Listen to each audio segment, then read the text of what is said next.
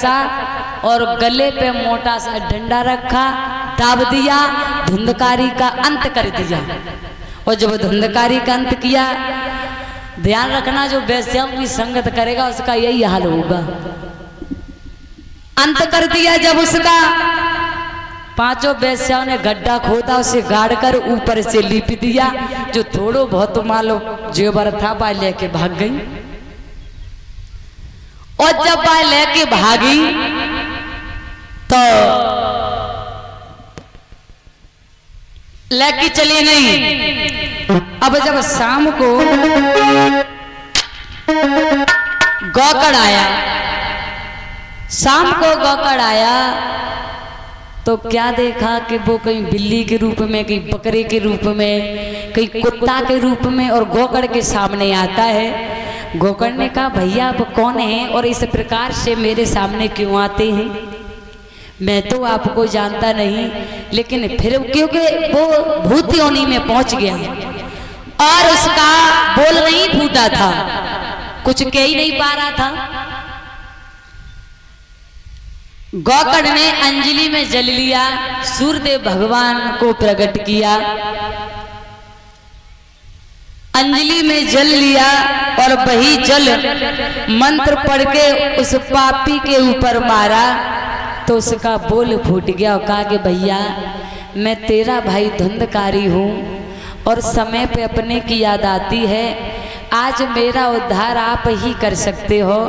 भैया हम भूत योनि में पहुंच गए हैं, किसी भी तरह से हमारा आप उद्धार कर दीजिए। मेरे कर्मों ने और काली करतूतों ने मुझे यहाँ तक पहुंचाया है, वैश्याओं की संगत ने।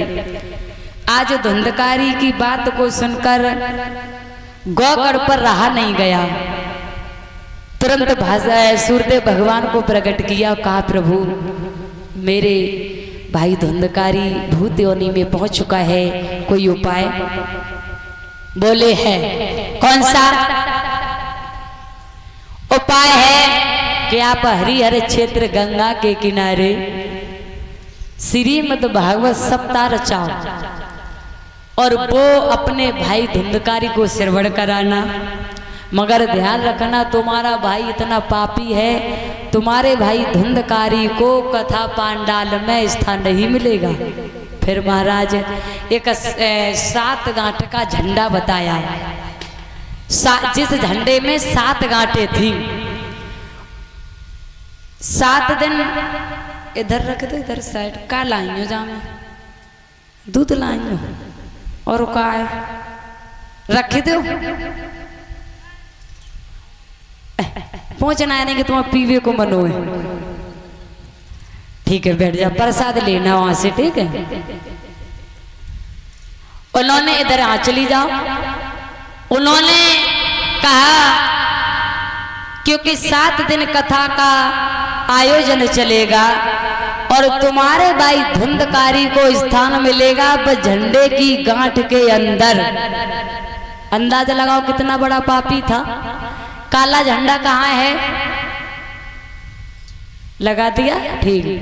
उन्होंने कहा वो काला झंडा भी कथा पांडाल के अंदर न होना चाहिए, क्योंकि कथा पांडाल इतना सच्चा दरबार होता है और वो पापी है। तो आज धुंधकारी को ऐसा लग रहा था कि हम किसी भी तरह से हमारा उद्धार हो जाए, इतने मन से कथा को सुना। पहले दिन पहली गांठ फूट गई, दूसरे दिन दूसरी, इसी प्रकार से 7 दिन तक श्रीमद् भागवत चली और 7वें दिन में उस पापी का, अब 7 गांठें फूट गई, उस पापी का कल्याण हुआ।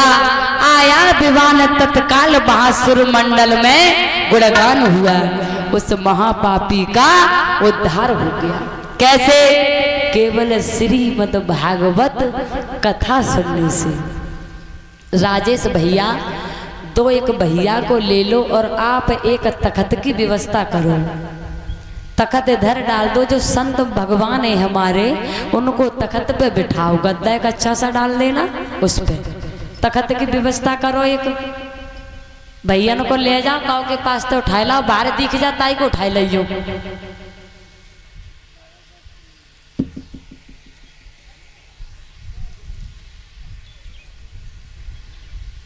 बोलिए शंकर भगवान की।